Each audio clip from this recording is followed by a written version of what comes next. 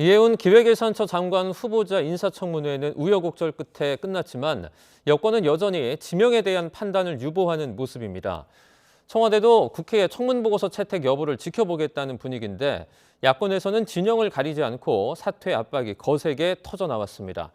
국회 취재기자 연결합니다. 김철희 기자, 이 후보자를 둘러싸고 여권의 고심이 깊어지고 있는 모양새죠? 네, 먼저 민주당은 신중한 태도를 유지했습니다. 조승래 사무총장 기자간담회에서도 관련 질문이 나왔는데 양당 간사가 청문 보고서 채택 여부에 대해 협의해야 하지 않겠느냐며 즉답을 피했습니다. 이어 간사 사이 대화가 원활히 진행되고 있진 않은 것 같다며 우선은 협의가 어떻게 이루어지는지부터 확인해 봐야 할 것 같다고 말했습니다.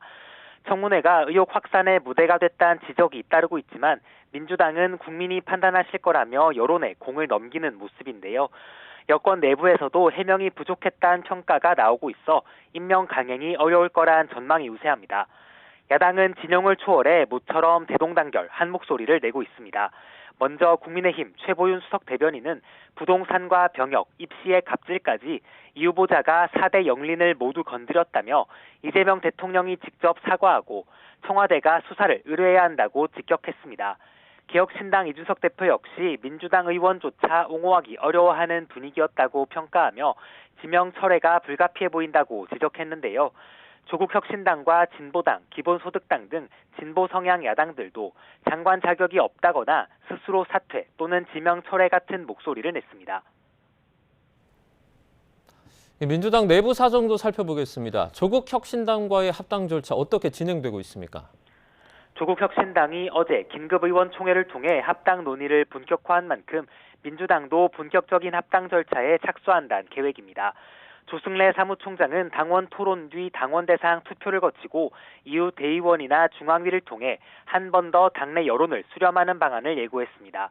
앞서 혁신당은 긴급의총에서 합당 논의는 계속하되 혁신당의 독자적 DNA를 지키는 걸 제일 원칙으로 하겠다고 밝혔는데요. 이에 대해 조 사무총장은 민주당 계열 정당이 70년 역사를 가지고 있다며 민주당이라는 큰 생명체 속에서 혁신당의 DNA가 잘 섞일 거란 입장입니다. 정청래 대표가 자기 정치에 나선 거란 비판에는 경쟁자로 꼽히는 조국 대표와 함께 하자는 것이 어떻게 자기 정치가 될 수 있느냐고 반문하기도 했습니다. 한편 1인 1표제 당원 개정을 두고 전당원 여론조사에서 응답자의 85%가 찬성한다고 밝혔는데요. 이에 대해선 지난번보다 참여율이 증가했다, 압도적 찬성 여론이 확인됐다고 의미를 부여했습니다. 다만 이번에도 투표율은 31%에 그쳐 다음 달 2일 중앙위에서 당원당규 개정 안건이 통과될 수 있을지 장담하기 어렵다는 평가입니다. 국민의힘의 최대 관심사는 한동훈 전 대표의 제명 여부일 텐데 장동혁 대표가 복귀를 하면 논의가 좀 진행될까요?